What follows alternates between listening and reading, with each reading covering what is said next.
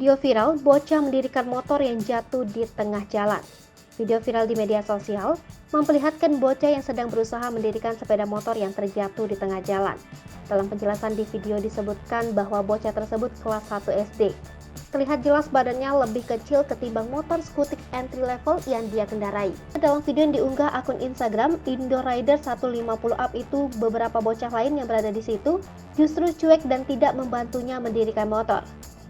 Bocah yang tidak diketahui identitasnya itu akhirnya berhasil mendirikan motor seorang diri, kemudian menuntun motornya ke pinggir jalan.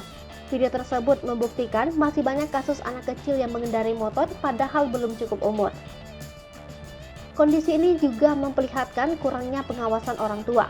Edo Rusyanto, koordinator jaringan aksi keselamatan jalan, mengatakan, pengendara berusia di bawah umur menyumbang rata-rata 4.000 kecelakaan setiap tahun. Secara implisit, Edo setuju harus ada sanksi buat orang tua jika ada anak di bawah umur sudah mengendarai kendaraan bermotor di jalan raya. Sebab hal itu bukan cuma membahayakan nyawa sang anak tapi juga orang lain.